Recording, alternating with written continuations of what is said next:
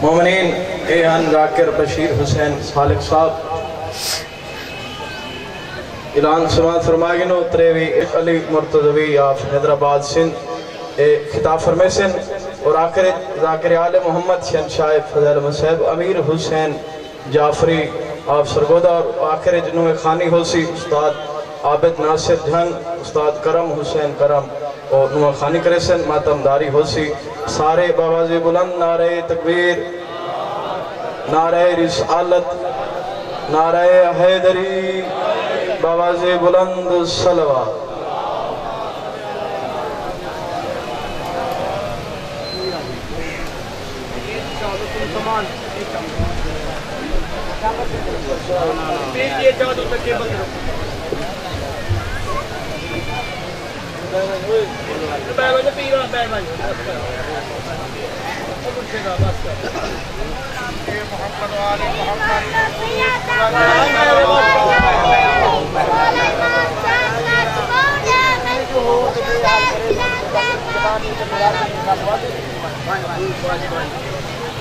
صلوات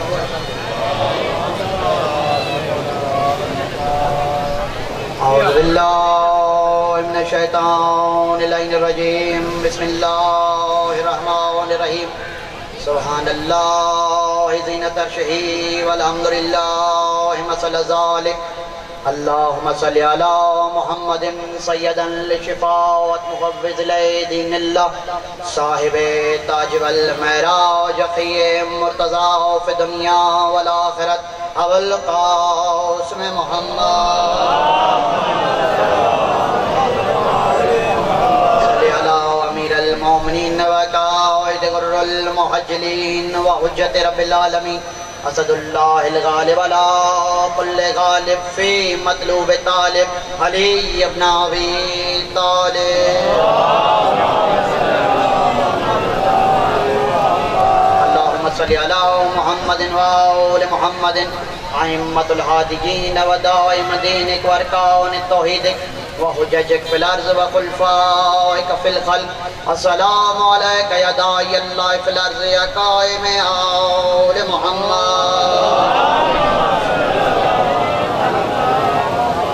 مزاج محلہ پہ نگوار نہ گزرے تو وقت کے امام کے نام پہ ایک بلند سجدہ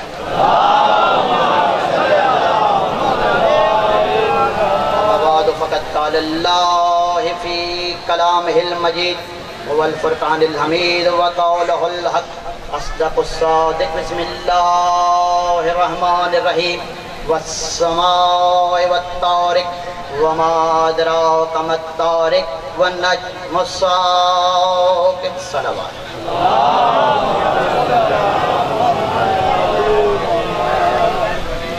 مجلس عزا بسلسلہ شہادت امام حسن عسکری صلوات اللہ علیہ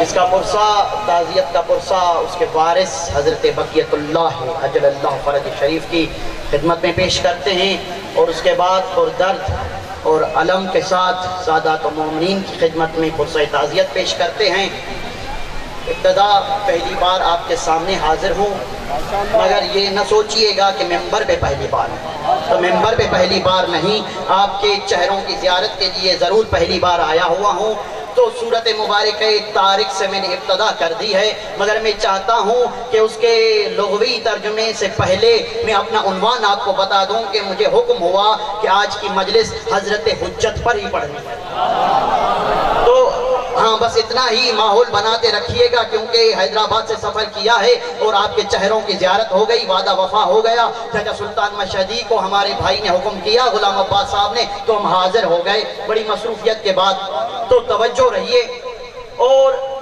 سورت مبارکہ طارق کے ابتدائی 3 آیت پڑھی ہیں مگر اس سے پہلے میں آپ کے اذہان عقیدت اور معرفت کی گہرائیوں کو سمجھنے کے لیے ایک جملہ عرض کرتا چلوں کہ کسی ملک کا بھی ہو کسی شہر کا بھی ہو مگر علی والے کو یہ اطمینان ضرور ہوتا ہے کہ اس کے خمیر میں ولایت علی کا پانی ضرور ہے توجہ کیجئے گا۔ تو آپ کی معرفت کی گہرائیوں میں اترنے کے لیے میں پہلا فقرہ کہوں گا اور اس فقرے سے اندازہ لگاؤں گا کہ آپ کس مزاج میں سننے کے عادی ہیں۔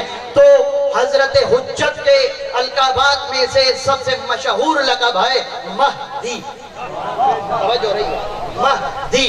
مہدی کا مطلب لغوی معنی یہ ہے کہ غیب سے پردوں کو اٹھانے والا۔ جو غیب سے پردوں کو اٹھائے اسے مہدی کہتے ہیں۔ مہدی کی لغوی معنی پڑی ہے کہ مہدی غیب سے پردوں کو ہٹانے والے کو کہتے ہیں، یعنی جو خود بھی غائب ہو اور کسی غائب کو ظاہر بنا کر دلیل کرے۔ توجہ رہے، ہاں اسی انداز میں پڑھنے کا عادی ہوں کہ جو کسی غائب پر ظاہر کی دلیل پیدا کرے اسے مہدی کہتے ہیں۔ چلو پوچھتے ہیں کتاب فقہ سے کہ غیب کیا کیا چیز ہے، تو مولا سے پوچھا گیا مولا غیب کیا ہے، تو مولا نے مسکرا کے فرمایا جنت غیب، جہنم غیب، صراط غیب، منکر نکیر غیب۔ کہاں بیٹھے ہیں؟ یہ سب کے سب غیب ہیں۔ قبر کا حساب غیب ہے، خدا غیب ہے، عرش غیب ہے، حوریں غیب، غلمان غیب، فرشتے غیب، جنات غیب۔ توجہ ہے، یعنی اتنے سارے غیب۔ مولا سے پوچھا گیا مولا ان پر ایمان لانا کیسے ہے؟ مولا نے کہا اگر جو ان غیب پر ایمان نہ لا سکے وہ مومن نہیں ہو سکتا۔ نہ جو اور میں نے کہاں سے پڑھا ہے وہ بھی بتاتا چلوں۔ من لا یحضر الفقی، عربی کتاب سے حوالہ دے رہا ہوں، اردو کی ضمانت میں نہیں لے رہا۔ من لا یحضر الفقی جلد نمبر 2۔ توجہ رہے، اور مومن کے باب میں یہ امام نے فرمایا کہ مومن کی نشانیوں میں سے یہ بھی نشانی ہے کہ غیب کی چیزوں پر ایمان لائے، یعنی جنت پر بھی ایمان لائے، جہنم پر بھی ایمان لائے، یعنی جتنی ساری چیزیں ہیں ان سب پر ایمان لائے۔ مگر ان سب پر ایمان لانے کے بعد ایک غائب پر ایمان نہ لائے تو وہ مومن نہیں ہے۔ مولا کون سا غیب ہے؟ کیونکہ مہدی اسے کہتے ہیں جو غیب سے پردہ ہٹانے والا ہے۔ مولا سے پوچھا گیا مولا وہ غیب کون ہے؟ مولا نے کہا ہمارا آخری محمد، ہمارا آخری ختم انبیاء کے بعد جو ختم امامت کا تاجدار ہے۔ توجہ کیجئے گا، ختم امامت کے تاجدار ہم نام محمد مہدی لقب کے ساتھ ہے۔ اگر کوئی اس پہ ایمان نہ لائے تو اس کا کوئی بھی ایمان کام کا نہیں، فضول ہے۔ توجہ نہیں کی آپ نے، یعنی جنت پر ایمان رکھے، جہنم پر ایمان رکھے، مگر مہدی پہ ایمان نہ رکھے تو اس کا ایمان کسی کام کا نہیں۔ تو مولا سے پوچھا گیا مولا کیوں؟ تو مولا نے مسکرا کے فرمایا جنت سے لے کر جو بھی چیزیں غیب ہے وہ خدا کے وجود پر دلیل نہیں، ہمارا قائم غیب رہ کر خدا کے وجود پر دلیل ہے۔ توجہ کیجئے گا،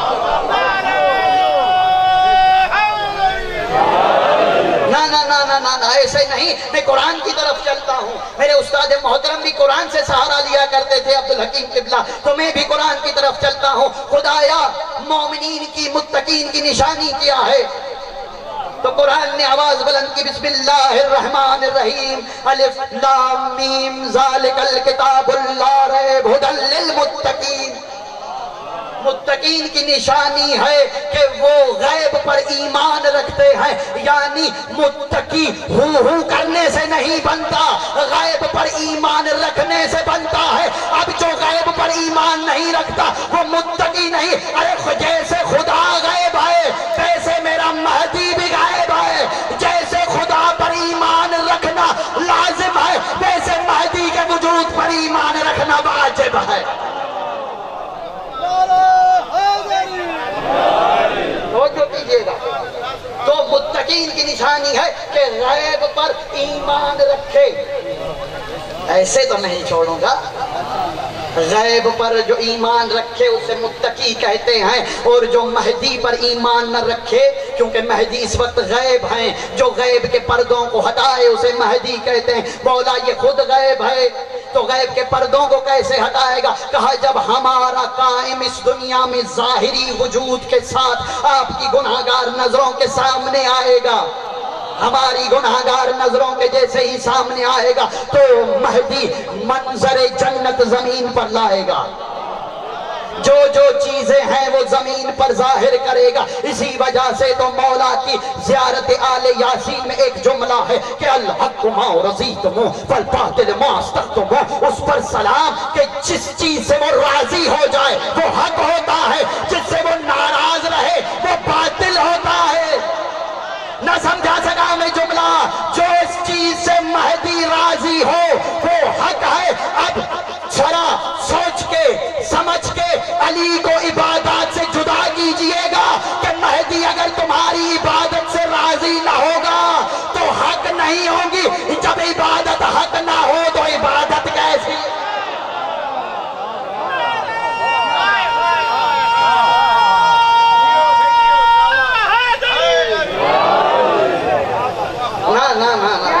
الحق ما رضیتم، جس چیز سے آپ راضی ہو جائیں وہ حق ہے۔ جس چیز سے زیارت آل یاسین کا فقرہ تلاوت کیا ہے، اور وہ یہ زیارت ہے کہ جس میں نہ کسی شیعہ کو اعتراض ہے، کیونکہ سید ابن طاؤس کو مولا نے توقیع دی تھی۔ توقیع کہتے ہیں کہ حجت اپنے ہاتھ سے لکھ کر کسی چیز کو دے، اسے توقیع کہتے ہیں۔ تو اس توقیع کا جملہ ہے کہ حق ما رضیتم، جس سے آپ راضی ہو جائیں وہ حق ہے۔ اب یعنی جس چیز سے مہدی راضی ہوگا وہ حق ہوگی۔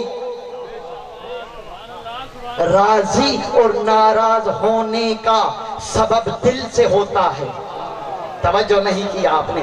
دل نے وجود پایا چاہت کو تو پھر راضی اور ناراض ہونے کا دلیل بنتا ہے۔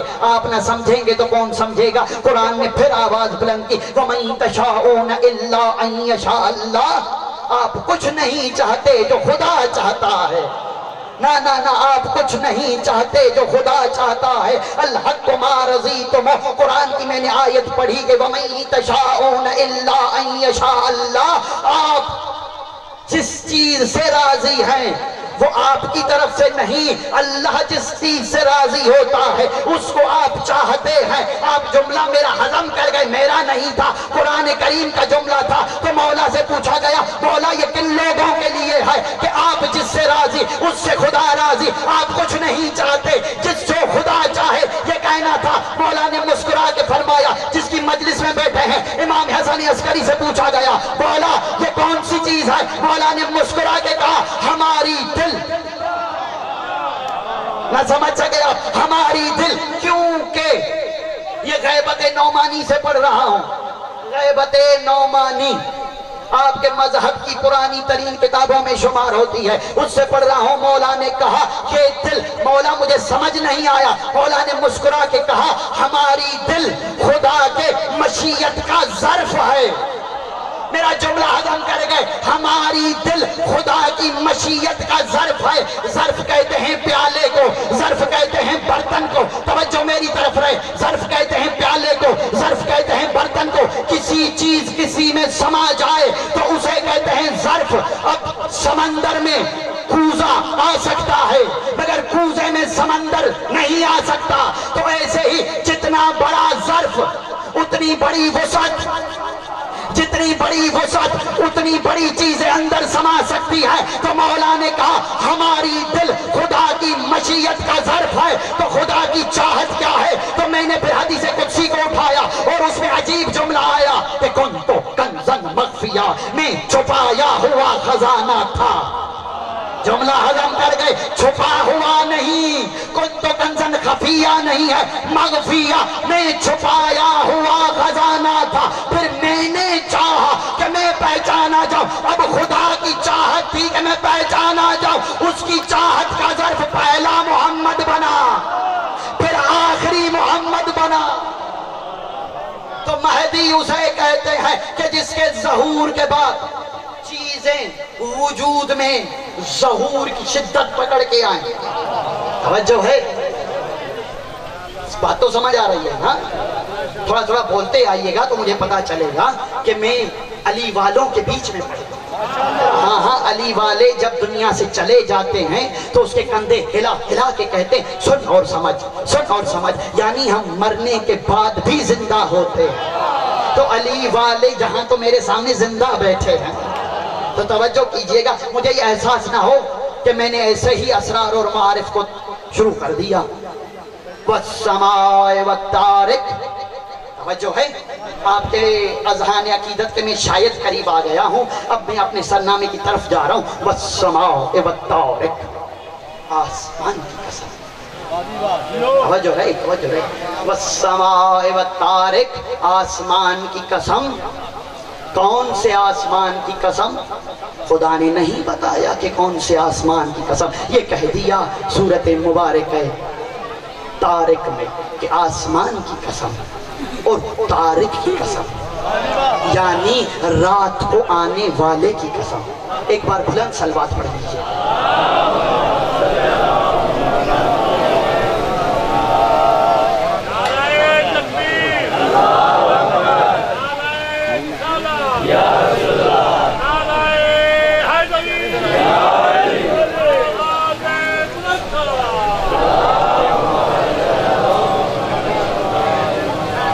اچھا، اگر یہ بلند ہے تو پھر ایک آہستہ صلوات بھی پڑھ لیجیے۔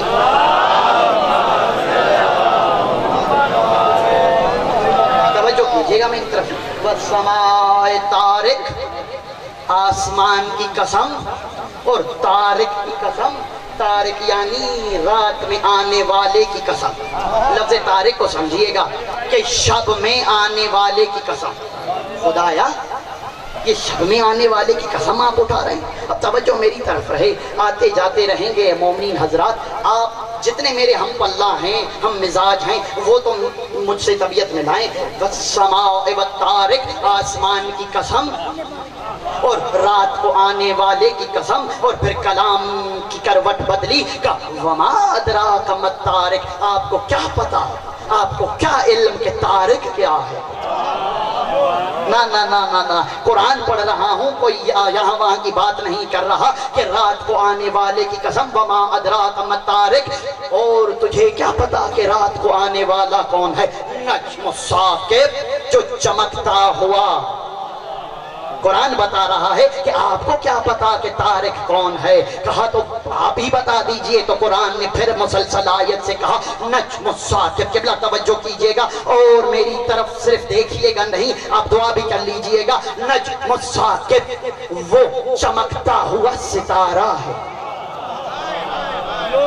اب خدا نے اس کی صفت بتا دی کہ وہ چمکتا ہوا ستارہ ہے۔ وما ادراک ما الطارق، تجھے کیا پتا کہ طارق کیا ہے، رات کو آنے والا کیا ہے؟ نجم الثاقب، کہ وہ چمکتا ہوا ستارہ ہے۔ خدایا، آپ نے قسم اٹھا لی آسمان کی، رات کو آنے والے کی۔ انکل سلطان اتنی قسمیں اٹھانے کے بعد کہہ رہا ہے وما ادراک ما الطارق۔ خدایا، تو قسم اٹھاتا نہیں ہے، اور کوئی اٹھا لے تو اپنے آپ کی قسم اٹھا، آسمان کی قسم کیوں اٹھا رہا ہے؟ توجہ میری طرف رہے، اپنے آپ کی قسم اٹھا لے، میں خدا ہوں۔ توجہ، میں خدا ہوں، میں خدا ہوں، مجھے میری قسم یہ کہنا تھا، کہا نہیں آسمان کی قسم۔ تو میں نے پھر قرآن کی طرف پلٹ کے کہا کہ کوئی اور آسمان کی خصوصیت بتا دیجئے، تو آسمان کی خصوصیت تھی کہ والسماء ذات البروج، برجوں والے آسمان کی قسم۔ تو ابن عباس سے کسی نے پوچھا کہ یہ برجوں والے آسمان کی خدا قسم کیوں اٹھا رہا ہے؟ تو اس نے مسکرا کے کہا چلو حوالہ سن لیجئے، حوالہ ہے تفسیر در منصور جلال الدین سیوطی اہل سنت کا ایک حوالہ، شواہد التنزیل دوسرا اہل سنت کا حوالہ، اور تیسرا حوالہ اہل تشیع کا سن لیجئے بحار الانوار، اور تفسیر قرآن میں تفسیر مبارکہ برہان ہاشم بحرانی۔ چار حوالوں کے بعد میں بات کرنے جا رہا ہوں، سن لیجئے گا یہ بات کہ ابن عباس سے کسی نے پوچھا کہ یہ آسمان کون ہے جس کی قسم اٹھائی ہے، اور یہ برج کون ہے جس کی قسم اٹھائی ہے؟ یہ کہنا تھا کہ اس نے مسکرا کے کہا میں نے بھی رسول سے یہی پوچھا تھا۔ مصطفیٰ نے مسکرا کے فرمایا یہ آسمان نہیں جس کی خدا قسم اٹھاتا۔ کہا کیوں؟ کہا اس وجہ سے کہ خدا قرآن میں کہا کہ ہر شے کو فنا ہے، کل من علیہا فان ویبقی وجہ ربک ذو الجلال والاکرام، ہر چیز کو فنا ہے، باقی رہے گا خدا کا چہرہ، تو خدا فانی چیزوں کی قسم نہیں اٹھاتا۔ ابن عباس نے کہا پھر مولا، کہا ہاں رسول بھی تو مولا ہے، کہا آسمان میری ذات ہے، آسمان مجھ مصطفیٰ کی ذات ہے، اور برج یہ مریخ، یہ سورج اور چاند ستاروں کی خدا قسم نہیں اٹھایا کرتا۔ کہا کس کی؟ کہا میرا پہلا برج علی ہے، دوسرا برج حسن ہے، تیسرا برج حسین ہے، چوتھا برج زین العابدین ہے، ایسے 12 کے نام گنوا کے اور عجیب جملہ کہا یہ سب برج ہے، خدا قسم اٹھاتا ہے، مصطفیٰ تیری قسم، مصطفیٰ علی کی قسم، مصطفیٰ حسن کی قسم۔ اب میں ترجمہ کروں، والسماء والطارق، آسمان کی قسم خدا اٹھا رہا ہے کہ مصطفیٰ تیری قسم۔ میں شاید سمجھا نہ سکا، آپ کا سناٹا بڑھتا جا رہا ہے، میں قرآن پڑھ رہا ہوں کہ مصطفیٰ تیری قسم۔ 4 حوالوں کے بعد میں نے پہلی روایت پڑھی ہے کہ مصطفیٰ تیری قسم، والسماء والطارق، اور رات کو آنے والے کی قسم۔ یہ نزل ما شمس امام القائم کتاب ہے، ہاشم بہرانی کی تالیف کرتا ہے، جس میں 900 آیتوں کا ذخیرہ رکھا ہے اس نے، کہ یہ ساری کی ساری آیتیں حضرت حجت کے شان میں نازل ہوئی ہیں۔ اس میں سے پڑھ رہا ہوں کہ اس نے کہا کہ کسی نے آپ کے اور میرے چھٹے امام سے پوچھا کہ مولا یہ طارق کی یہاں معنی کیا ہے؟ تو مولا نے مسکرا کے فرمایا تجھے نہیں پتا کہ خدا نے اندھیری رات میں آنے والے کی قسم کھائی ہے؟ خدا کی قسم، مصطفیٰ کے آخری جانشین کی خدا قسم اٹھا رہا ہے کہ اس کی قسم، اس مہدی کی قسم جو اندھیری رات میں ظہور کرے گا۔ کہا مولا یہ کیسے؟ کہا جب مہدی آئے گا تو اندھیری رات ہوگی، ظلمت ہوگا، اندھیری شب میں کعبے میں جیسے ہی آئیں گے تو پہلی بیعت کرنے کے لیے جبریل آگے بڑھے گا کہ نرجس کے لال اپنا ہاتھ بڑھائیے میں پہلی بیعت کروں۔ نہ ایسے تو میں چھوڑنے والا نہیں ہوں، حوالے سے پڑھنے کا عادی ہوں، آنکھ سے دیکھ کے پڑھنے کا عادی ہوں، سی ڈی سن کر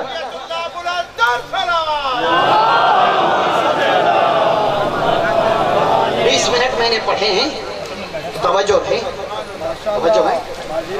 والسماء والطارق، اندھیرے میں آنے والے کی قسم، کہ مہدی کی قسم۔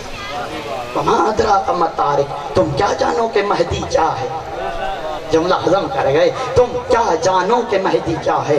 نجم الثاقب، وہ تو چمکتا ہوا ستارہ ہے۔ ایک اور آیت پڑھوں اسی سورت مبارک طارق کی، والسماء ذات الرجع، اس آسمان کی قسم جو رجعت کرے گا۔ ابھی تک آپ نہ میرے ساتھ جڑ سکے، اس آسمان کی قسم کہ جو رجعت کرے گا۔ رجعت کرنے کی معنی کیا ہے؟ کہ واپس پلٹ کر آنا، یعنی مصطفیٰ کی قسم جو مہدی کے دور حکومت میں واپس پلٹ کر آئے گا۔ خطابت کا اتنی دیر کے بعد پہلا جملہ دینے جا رہا ہوں، اس مہدی کے فضائل کون کیا پڑھ سکے کہ جس کی ریت میں خاتم النبیین شامل ہو۔ میں نے اپنی طرف سے نہیں کہا، رجت کی کتابیں کھنگال کے جا کے دیکھ لینا، کسی عالم سے پوچھ لینا کہ جس کی ریت میں بیٹھنے والے کون ہو، رسول اعظم ہو، خاتم النبیین ہو، وہ اس کی ریت میں بیٹھنے والا ہے، امیر المومنین اس کے لشکر میں لڑنے والا ہے۔ تو سن لیجئے گا جملہ کہ تجھے کیا پتا کہ مہدی کیا ہے؟ نجم الثاقب، وہ تو چمکتا ہوا ستارہ ہے جو اندھیروں میں نکلے گا۔ نہ سورت مبارک نجم تو پڑھی ہوگی، وَالنَّجْمَ إِذَا هَوَىٰ، توجہ ہے، اس ستارے کی قسم جو زمین پر ٹوٹ کر گرا۔ نہ سمجھ سکے، اس ستارے کی قسم جو زمین پر ٹوٹ کر گرا۔ ہاں رجت کی کتابیں اٹھا کر دیکھ لینا، جیسے ہی مہدی اپنی زمین پر ظاہر ہوں گے تو سب سے پہلے ایک آواز آئے گی، ہاتف غیبی کی پہلی آواز آئے گی کہ اس کے انتظار کی گھڑیاں ختم ہوئی، کہ جس کے وجود کو دیکھنے کے لیے تمام تر کائنات ترستی تھی۔ فانتظرونی ماکم من المنتظرین، آپ بھی انتظار کرو، میں بھی انتظار کروں، یعنی توحید کا بھی انتظار ختم ہوا، مہدی آ گیا۔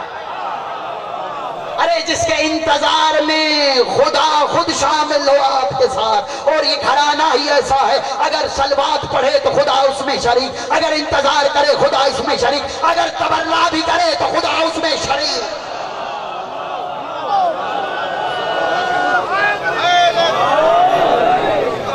तवज्जो से सुनते आइएगा। तो जैसे ही महदी आएंगे उनकी जबीन से एक नूर फूटेगा, और ऐसा नूर फूटेगा कि पूरी दुनिया रोशन हो जाएगी। और उस दिन तवज्जो कीजिएगा, उस दिन क्या होगा, न सूरज निकलेगा, न चांद होगा, न सितारे होंगे, महदी की जबीन का नूर जगमगाएगा। और इतना नूर जगमगाएगा, न चांद की जरूरत होगी, न सूरज की जरूरत होगी। तमाम तर जरूरियात को देख को मद्देनजर रखने के बाद महदी अपने अमामे को नीचे करके कहेंगे कि जिब्राइल मेरे 313 असहाबियों को जल्दी पेश करो, 313 असहाबा को जल्दी पेश करो। ये कहना होगा कि 313 सहाबी मौला के सामने हों। ना ना ऐसे तो मैं छोड़ने वाला, मैंने मद्दाहे हजरत हुज्जत शुरू की है। वैसे तो सुनाते मैं नहीं सुनाऊंगा, क्योंकि आप रैयत हैं, आप पर हक होता है कि जितने नारे अमीर अल मुमकिनात पर लगाते हैं उससे थोड़े ज्यादा नारे हजरत हुज्जत पे लगाया, क्योंकि आपसे पहले पूछा हजरत हुज्जत का जाएगा, फिर अली का पूछा जाएगा। अरे हाँ हाँ, हजरत हुज्जत को तो मान लो।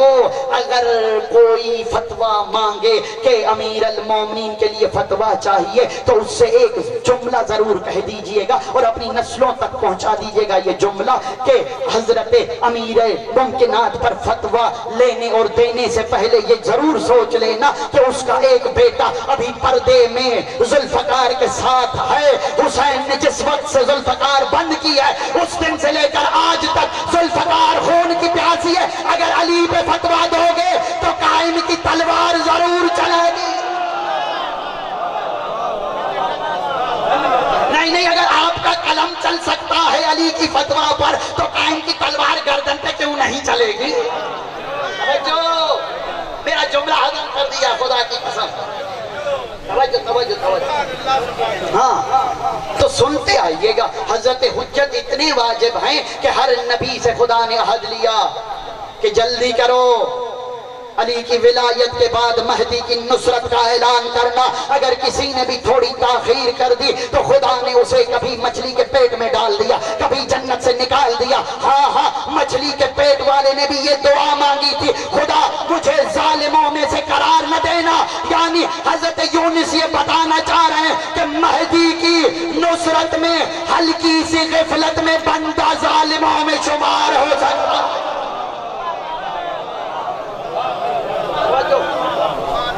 जो है तो हजरत हुज्जत ही पढ़ रहा हूँ। हजरत हुज्जत के अलकाबात पे मैंने पूरा अशरा पढ़ा, यूट्यूब पर मौजूद है, कभी देख लेना। और 1100 से जायद हजरत हुज्जत के अलकाब किताबों में नकल है, तवज्जो है। और मैंने पढ़ भी रखे हैं, समझ भी रखे हैं और बहुत ज़्यादा पढ़ भी चुका हूँ। तो एक जुमला सुन लीजिए। आप जो मेरे छठे इमाम यूँ बैठे थे, बज़म में बैठे थे, बज़म में बैठना था, एक शख्स ने आकर कहा कि आप हजरत हुज्जत के बारे में कुछ फरमाइए। एक बात कह दूं आहिस्ते से, ये दाद की नहीं है, नारे की नहीं है, ये आपके जहनों में बैठाने के लिए। जितना भी आप दीन सुन रहे हैं ना, नमाज, रोज़ा, हज, ज़कात, खुम्स वगैरह जितने भी और फ़ज़ाइल अली को मिलाकर अगर हजरत हुज्जत की किताबें आप देखेंगे तो आपको चौथा हिस्सा दीन वो नजर आएगा जो आप सुन चुके हैं, और बाकी सारा हजरत हुज्जत पे है। क्योंकि हजरत आदम से लेकर हजरत इमाम हसन अस्करी तक हर हुज्जत ने हजरत कायम पर गुफ्तगू की, तवज्जो है। तो ये समझ के सुनिएगा कि उसकी रैयत है कि जिसके मदा खान आजकल के खतीब नहीं, कि जिसके मदा खान में आदम से लेकर मुस्तफ़ा तक सब है। तो सुनते आइएगा। मौला ने मुस्कुराया और हजरत के फ़ज़ाइल बयान करना शुरू किया। तवज्जो रहे मेरी बात। हजरत हुज्जत के जैसे ही फ़ज़ाइल बयान करना शुरू किए तो एक बैठा था, भरी बज़म थी, जैसे आपकी भरी हुई बज़म है ऐसी भरी हुई बज़म थी। कोई ऐसा बंदा आ गया जो अली को कभी सोचता है, कभी मानता है, शक की हालत में है, توجہ میری طرف ہے، کبھی سوچتا ہے کبھی مانتا ہے۔ یہاں بھی آج کل آس پاس میں ایسے بندے ملتے ہیں نا جو پوچھتے ہیں کہ علی کہاں ہونا چاہیے کہاں نہیں ہونا چاہیے، علی واجب ہے یا علی مستحب ہے۔ تو ایسا ہی بندہ کوئی بیٹھا تھا، اس نے کہا کہ اتنے فضائل حضرت حجت کے، اتنے فضائل، تو مولا اٹھے زمین سے اور 3 بار بیٹھے پھر اٹھے، بیٹھے پھر اٹھے، اور عجیب جملہ کہا لم ادرکت مہدی۔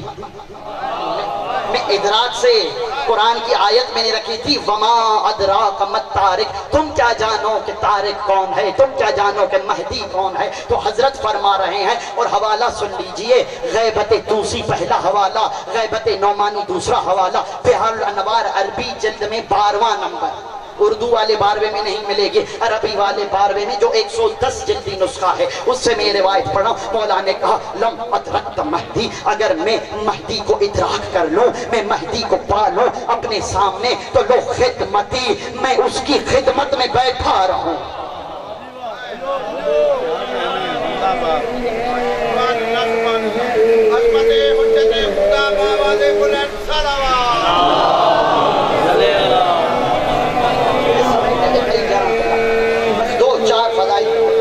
میں نے حدیث پڑھ لی، اس حدیث کو مکمل کروں گا، ادھورا نہیں چھوڑوں گا۔ حضرت نے فرمایا لو ادرکت مہدی، 2 طریقے سے روایت نقل کی ہے۔ لم ادرکت مہدی بہار میں، لو ادرکت مہدی غیبت توسی میں۔ لو ادرکت مہدی، اگر میں مہدی کو پا لوں تو میں اپنی زندگی اس کی خدمت میں گزاروں گا۔ جملہ آپ پی گئے ایسے جیسے سبیل پی جاتی ہے، خدا کی قسم لم ادرکت مہدی، اگر میں مہدی کو پالوں تو کون کہہ رہا ہے؟ عاشق علی نہیں کہہ رہا، کوئی عالم نہیں کہہ رہا، کوئی مجتہد نہیں کہہ رہا، جس کی دل خدا کی مشیت کا ظرف ہے وہ امام کہہ رہا ہے، جس کے لیے قرآن میں کبھی عین اللہ ہے، کبھی وجہ اللہ ہے، کبھی لسان اللہ ہے، کبھی جنب اللہ ہے، بدل بدل کے خدا نام لیتا ہے، جو صادقوں کے بیچ میں صادق ہے، جس کی فکر تو کے سہارے پر پوری دنیا چل رہی ہے، وہی صادق کہتا ہے کہ میں مہدی کی خدمت میں گزار دوں۔ یعنی مہدی اتنا عظیم ہے کہ جس کے خدمت گزاروں میں حجتیں ہوتی ہیں۔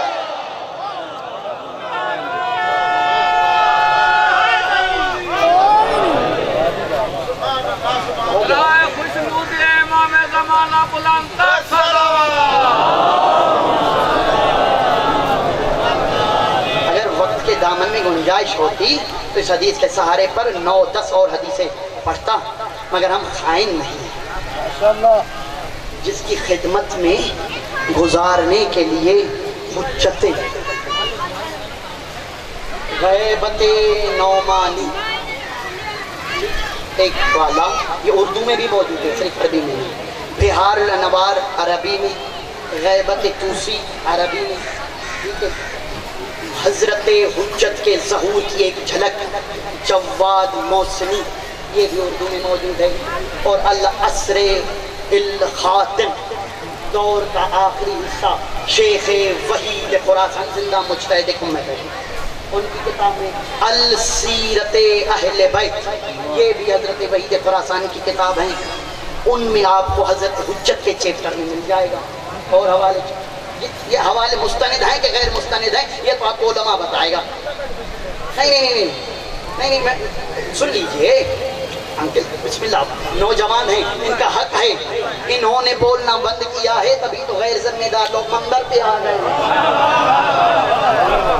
تو کسی عالم سے پوچھ لیے گا، وہ بتائے گا کہ غیبت نعمانی 1150 سال پرانی کتاب ہے۔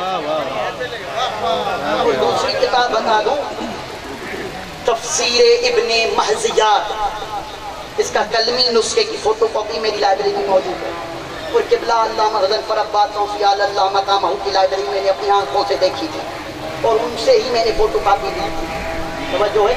اور ناصر ملت انڈیا میں یہ کتاب موجود ہے، باقی ایران اور علماء کے پاس ہو لیا۔ اور یہ تفسیر ابن محضیات حضرت امام حسن عسکری نے خود لکھوایا ہے، بیٹھ کر خود سامنے لکھوایا ہے کہ لکھو۔ میں مسائل پر آ رہا تھا تو جس کے ادراک کو حاصل کرنے کے لیے، اور یہ میری ذمہ داری نہیں کہ آپ نے یہ کبھی چیز نہیں سنی، یہ دوسروں کی ذمہ داری ہے جو یہاں آتے رہے ہیں، توجہ ہے؟ تو جس کی خدمت میں ادراک حاصل کرنے کے لیے حجتیں تڑپتی تھی کہ ان کی خدمت میں ہم بیٹھ جائیں، وہی حجت آج یتیم ہو گئی۔ آخری مصائب شبیہ برآمد ذاکر صاحب کروائیں گے، سن لیجئے گا دو درد کے جملے۔ حضرت حجت جب یتیم ہو رہے تھے تو 5.5 برس عمر تھی۔ میں امام حسن عسکری کے مصائب نہیں پڑھوں گا، اس سے زیادہ کون سا مصائب ہو کہ ہم کھا پی رہے ہیں، سانس لے رہے ہیں، اپنی حجت کو محسوس نہیں کر سکتے، اس سے زیادہ مصائب ہو ہی نہیں سکتا۔ تو میرا مولا 5 یا 5.5 برس کی عمر میں یتیم ہوئے تھے۔ مجھے ایک جملہ یاد آ گیا ہے، 4 برس کی عمر میں ایک بچی یتیم ہوئی تھی، مگر کربلا کا دشت تھا، 3 دن کی پیاسی تھی، بھوکی تھی، باپ کی محبت نے خیمے میں بیٹھنے نہ دیا، قریب آ کر کہتی ہے بابا ہمیں کس کے سہارے چھوڑے جا رہے ہیں؟ آزادارو، ایک روایت کے مطابق 6 ربیع الاول سیدہ رباب صلوات اللہ علیہ کی شہادت ہے۔ تو اس کی بیٹی کے مسائل سے ربط کروں گا اور بی بی کے 4 جملے پڑھ کے اجازت لوں گا۔ یہ بیٹی ہر وقت ماں سے پوچھتی تھی اماں اصغر کیسے سویا ہوگا؟ سکینہ اس کی فکر نہ کرو کیونکہ وہ باپ کے سینے پر سویا ہوا ہے۔ پلٹ کے سوال کرتی تھی جب میں نے آخری وداع کی تھی تو باپ کے سینوں پر تو بہت تیر تھے، ٹوٹی ہوئی تلواریں پڑی تھی۔ کہا سجاد سے پوچھو۔ جب سجاد جواب دے کر تھک جاتے تھے تو کٹے ہوئے سر بابا کو جو دمشق کے دروازے پر لٹکا ہوا تھا اس سر کو دیکھ کر کہتی تھی بابا جلدی آؤ جلدی آؤ، اور سجاد سے پوچھا کرتی تھی کہ ہم صغرا سے کب ملیں گے، مدینے کب جائیں گے؟ ہو گئے دن، ہو گئی آزادی سیدوں کی، مگر سکینہ آج تک کہہ دی ہے خدا کی قسم رسیوں میں جکڑی ہوئی ہے۔ جب ماں نے آخری وداع کی تو بیٹی کو یہ جملہ کہا بیٹی اب نہ میرا اصغر رہا نہ تم رہی ہو، میں کس کے سہارے جاؤں؟ میں کربلا میں اپنا مسکن بناؤں گی۔ 3 دن 3 راتیں کربلا میں سیدانیاں رکی تھی، مگر جس انداز سے سیدہ رباب رکی تھی اس انداز میں مقتل نگاروں نے کہا کوئی نہیں رکی، کیونکہ 6 ماہ قبر حسین پر بیٹھی ہے یہ معظمہ، بیٹھ کر اور ایک جملہ کہا کرتی تھی میرے والی میں مدینے کیسے جاؤں؟ مجھ سے مدینے والے پوچھیں گے کہ اصغر کو تم مار آئی، سکینہ چلی گئی۔ یہ کہنا تھا کہ شب کا اندھیرا چھاتا تھا، ایک ابو الحارث شیر آتا تھا، شیر پہرے پر ہوتا تھا، اور روایات نے لکھا کہ 6 ماہ کوئی زائر نہیں آیا۔ جابر دروازے پر کھڑے ہو کر کہتے تھے کہ جاؤ، دروازہ کون سا؟ سرحدوں کا دروازہ۔ میں نے جملہ دروازے کا کہہ دیا۔ کربلا کی سرحدوں پر رک کر یہ کہتے تھے سرحدوں سے دور ہٹ جاؤ، بطول کی بہو بال کھول کے قبر حسین پر رو رہی ہے۔ 6 ماہ کے بعد جسے سجاد لینے آیا تو مقتل نگاروں نے لکھا یوں محسوس ہوتا تھا کہ ہڈیوں کا ڈھانچہ اٹھا کے مدینے لائے ہیں، اور صبح ہو یا شام ہو سیدہ کھلے آسمان نیچے بیٹھتی تھی۔ ایک دن بڑی آندھی لگی، بڑا طوفان آیا، سید سجاد نے نماز روکی، نماز کو ختم کیا، تیز تیز قدموں سے گئے، کہا اماں جلدی کرو حجرے میں جاؤ۔ کہا میں نے والی سے اپنے وارث سے وعدہ کیا ہے کہ میں آج کے بعد سائبان میں نہیں بیٹھوں گی بھلے طوفان آئے۔ کہا تو آپ کو میرے حق کی قسم ہے یہ کہنا تھا۔ سیدہ نے قدم اٹھایا اور ایک جملہ کہا میں نے ایک امام سے وعدہ کیا، ایک امام کے حق کی قسم تھی یہ کہنا تھا۔ اچانک سجاد نے کہا پھپھو اماں انا للہ و انا الیہ راجعون، بابا کی عزادار ماں چلی گئی، یہ کہنا تھا۔ صفے ماتم بچھا 9 دن تک سیدہ رباب پر روتے رہے۔ مقتل نگاروں نے لکھا، سید ابن طاؤس تک لکھا کہ سیدہ زین العابدین کے خواب میں آئی، میرے بیٹے مجھ پہ نہ رو، میرے حسین پہ رو، آج بھی حسین کا سینہ زخمی ہے۔ تبھی تو مولا نے زیارت میں جملہ کہا، اس سینے پر سلام کہ جس سینے پر اتنے تیر پیوست ہوئے کہ گوشت کا ایک ٹکڑا بھی باقی نہ بچا۔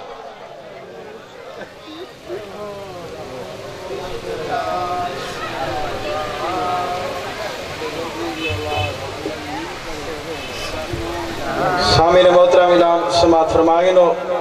22 اکتوبر دربار امام شاہ بخاری مجلس دعوت سے حاجی عالم عباس بھٹی